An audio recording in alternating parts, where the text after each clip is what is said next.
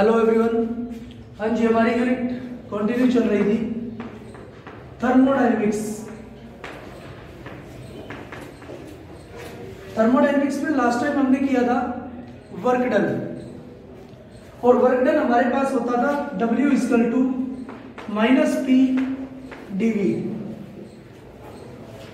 जब हम किसी गैस पर एक्सटर्नल प्रेशर अप्लाई करते थे तो वर्क डन इक्वल आ जाता माइनस पी एक्सटर्नल प्रेशर जितना अप्लाई किया है ड्यूरिंग एक्सपेंशन और कंप्रेशन, ठीक है, इनटू dV, कितना वॉल्यूम चेंज होता है, ठीक है। नेक्स्ट आज हम करते हैं work done for reversible, work done for reversible isothermal expansion, isothermal expansion.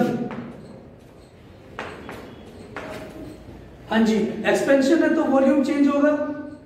तो मान लो इनिशियल वॉल्यूम है हमारे पास V1 किसी भी गैस की, और जो फाइनल वॉल्यूम है वो हो जाएगी V2। इनिशियल वॉल्यूम है V1 और एक्सपेंड होकर गैस फाइनल वॉल्यूम हो जाएगी V2। आइसोथर्मल प्रोसेस है तो इसका मतलब टेम्परेचर कांस्टेंट रहेगा, टेम्परेचर कांस्टेंट रहेगा। और रिवर्सिबल के लिए हम इसको करेंगे, ठीक है। एज वी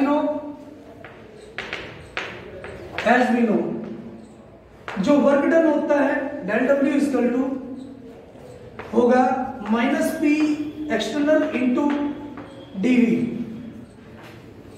और for reversible process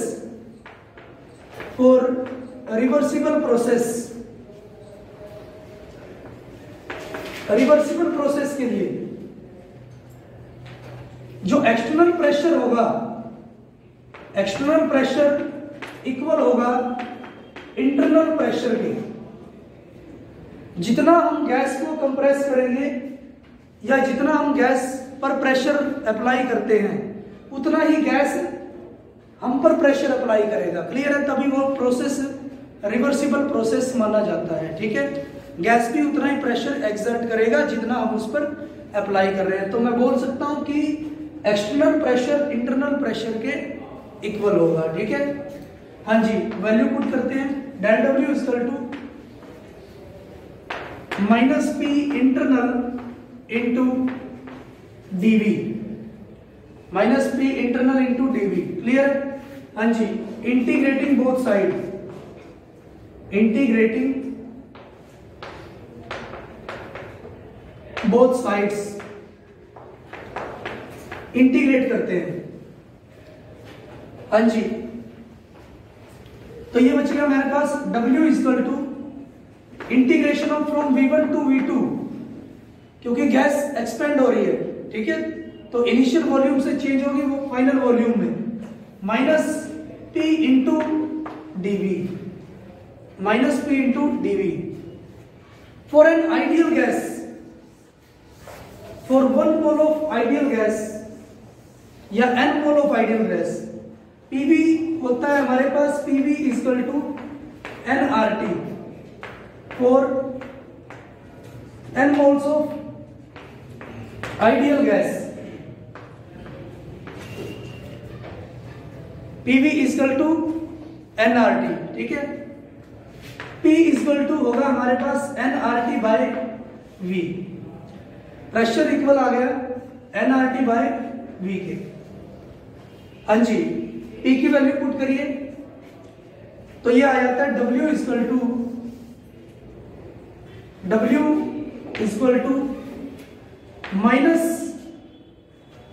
nRT by V into del V from V1 से V2। क्लियर है? n नंबर ऑफ मोल्स है, कांस्टेंट है, R कांस्टेंट है और टेम्परेचर भी कांस्टेंट है क्योंकि हमारे पास आइसोथर्मल प्रोसेस है, ठीक है। तो मैं लिख सकता हूं W equal to nRT V1 to V2 1 by V dV, ठीक है। इंटीग्रेशन होता है 1/v का, ln v, W equal to minus nRT, ये आ गया मेरे पास ln v from v1 to v2, ठीक है, ln v ln, हाँ जी, लिमिट पुट करेंगे तो ये आ जाता है हमारे पास W equal to minus nRT ln of v2 minus v1, ln of v2 minus v1। हाँ जी, log की प्रॉपर्टी आपको पता है, log of m minus n equal होता है log of m by n के,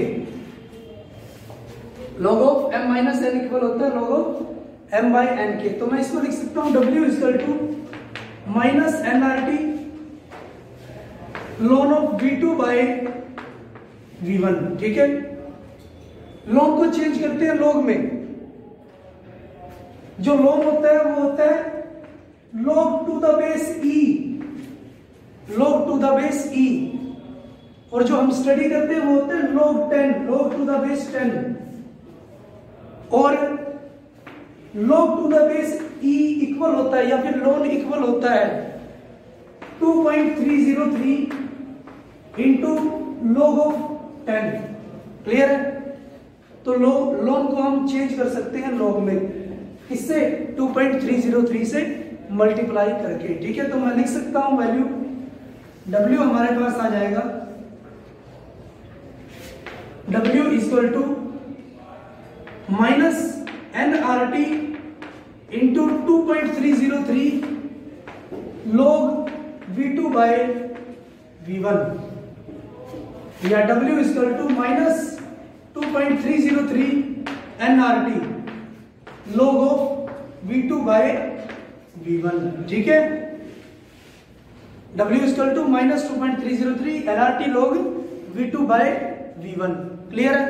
हाँ जी, हमें पता है अकॉर्डिंग टू बॉयल्स लॉ कि जो प्रेशर होता है इनवर्सली प्रोपोर्शनल होता है, प्रेशर इनवर्सली प्रोपोर्शनल होता है वॉल्यूम के, इनवर्सली प्रोपोर्शनल होता है वॉल्यूम के। तो मैं लिख सकता हूं PV कांस्टेंट, या फिर लिख सकता हूं P1 V1 equal to P2 V2। हाँ जी, तो ये आ गया मेरे पास P1 upon P2 equal to V2 upon V1। V2 by V1 की वैल्यू पुट कर सकता हूं। अगर मुझे वर्क डन निकालना है प्रेशर की टर्म में, अगर मुझे इनिशियल और फाइनल प्रेशर दे रखा है तो भी मैं वर्क डन निकाल सकता हूं। अगर मुझे इनिशियल वॉल्यूम और फाइनल वॉल्यूम दे रखा है तो भी मैं वर्क डन निकाल सकता हूं। वैल्यू पुट करेंगे तो W इक्वल टू हुआ minus 2.303 nRT log of P1 by P2, clear है। Work done in terms of pressure, work done in terms of volume, और वर्क डन में निकाल सकता हूं माइनस P डेल V से, ठीक है। तीन रिलेशन हमारे पास आ चुकी है वर्क डन की, क्लियर है। W equal to minus P dV, W equal to minus 2.303 nRT V2 log of V2 by V1, W equal to minus 2.303 nRT log of P1 by P2, ठीक है।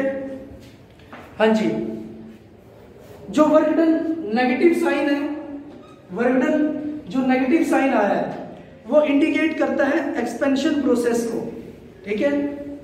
Negative sign indicates the, क्योंकि हम expansion के लिए कर रहे हैं, indicates the expansion of gases, expansion को शो करता है, ठीक है। अगर मैं कंप्रेशन के लिए लेता हूं तो W क्या आएगा, पॉजिटिव आएगा, ठीक है। W क्या आएगा, पॉजिटिव, क्योंकि उसमें जो V2 है उसकी वैल्यू कम हो जाती है किससे, V1 से, ठीक है। V2 कम हो जाता है V1 से, तो V2 माइनस V1 क्या होगा, negative, negative into negative positive हो जाता है। वर्क डन क्या होगा, पॉजिटिव हो जाता है कंप्रेशन के लिए, और वर्क डन नेगेटिव होगा एक्सपेंशन के लिए।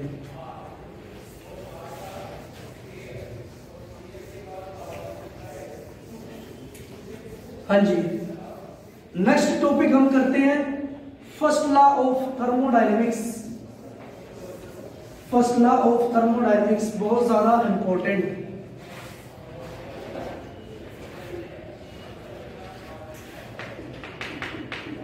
फर्स्ट लॉ ऑफ थर्मोडायनेमिक्स,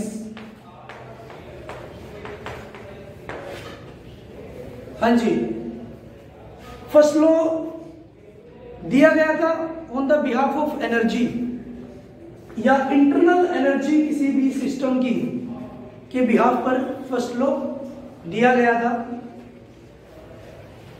सबसे पहले तो जो फर्स्ट लॉ है फॉलो करता है conservation of law of conservation of energy. Energy neither be created nor be destroyed, या फिर मैं बोल सकता हूं the energy of universe remains constant. ठीक है, यूनिवर्स में जो भी एनर्जी है चाहे वो सिस्टम में प्रेजेंट हो या सराउंडिंग में प्रेजेंट हो वो कांस्टेंट रहेगी।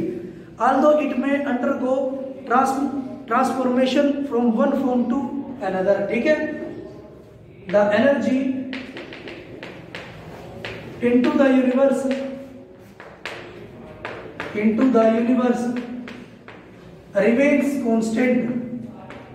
remains constant। यूनिवर्स में एनर्जी कांस्टेंट रहेगी although it can be transformed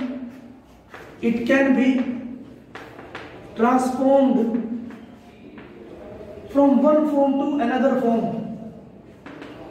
from one form to another form। Clear? हाँ जी, जो एनर्जी है हमारे पास वो कांस्टेंट रहेगी, हालांकि हम इसको चेंज कर सकते हैं एक फॉर्म से दूसरी फॉर्म में। ठीक है, लेकिन रहेगी वो कांस्टेंट ही। ठीक है, हाँ जी, मान लो मेरे पास कोई सिस्टम है और उसके पास कुछ ना कुछ इंटरनल एनर्जी भी प्रेजेंट होगी। उस सिस्टम की इंटरनल एनर्जी है U1, इंटरनल एनर्जी है U1, या फिर मैं बोल सकता हूं इनिशियल एनर्जी है उसकी U1। ठीक है, मैं उस सिस्टम पर को कुछ हीट प्रोवाइड करवा देता हूं। क्या डिनोट करेंगे हम? हीट से। ठीक है, मैं उस सिस्टम को हीट प्रोवाइड करवा देता हूं। हीट भी क्या है? एक फॉर्म है एनर्जी की। ठीक है, तो जो उसकी टोटल एनर्जी होगी वो हो जाती है U1 plus Q। Total energy हो जाती है U1 प्लस Q। क्लियर है? हाँ जी, फिर उस सिस्टम पे मैं कुछ वर्क कर देता हूं, work done on the system. अगर मैंने सिस्टम पे वर्क किया तो इसका मतलब उसकी एनर्जी और भी ज्यादा हो गई। U1 plus Q plus W, जितना वर्क किया उतनी ज्यादा एनर्जी उसकी हो गई है। ठीक है, और इसको मैं क्या बोल दूंगा? इसकी फाइनल एनर्जी। ठीक है, और फाइनल एनर्जी को मैं डिनोट करता हूं U2 से। फाइनल एनर्जी को मैं डिनोट कर सकता हूं U2 से, या फिर मैं लिख सकता हूं final internal energy equal to U2 equal to U1 plus जितनी मैंने हीट प्रोवाइड की है सिस्टम को, और W work done on the system. Clear है? सिस्टम पर जितना वर्क किया गया है। हाँ जी, U2 माइनस रीअरेंज कर लेता हूं Q plus W। Final internal energy minus initial internal energy किसके बराबर है? Change in internal energy, W equal to Q plus W। ठीक है, W equal to Q plus W। और ये शो करता है फर्स्ट लॉ ऑफ थर्मोडायनेमिक्स, जो कि बताता है the total internal energy change of any system is the heat supplied to the system and work done on the system. या फिर मैं बोल सकता हूं कि जो टोटल इंटरनल एनर्जी चेंज होगा सिस्टम के अंदर वो होगा sum of heat supplied to the system.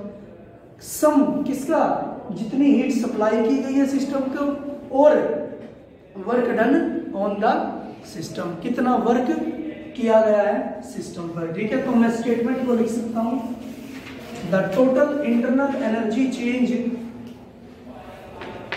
The total internal energy change, total internal energy change of the system is the sum of heat supplied to the system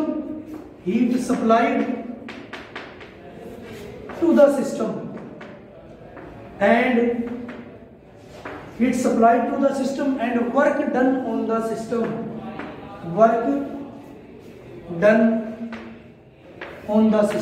या system पर कितनी heat supply की गई है system को और system पर कितना वर्क किया गया है। ठीक है, प्रेशर की टर्म में भी मैं लिख सकता हूं, मुझे पता है W होता है -P/dV, W होता है -P/dV, तो मैं लिख सकता हूं, वैल्यू पुट करेंगे del U = Q -P/dV। ठीक है, Q del U = Q -P/dV। मैं हीट निकाल सकता हूं, heat supply to the system Q = del U + P/dV। Clear, heat की टर्म में भी निकाल सकता हूं फर्स्ट लॉ को। ठीक है, Q = del U + P/dV। Clear है? हाँ जी, तो ये था हमारे पास फर्स्ट लॉ ऑफ थर्मोडायनेमिक्स। ठीक है, आज के लिए इतना ही। Thank you for cooperation.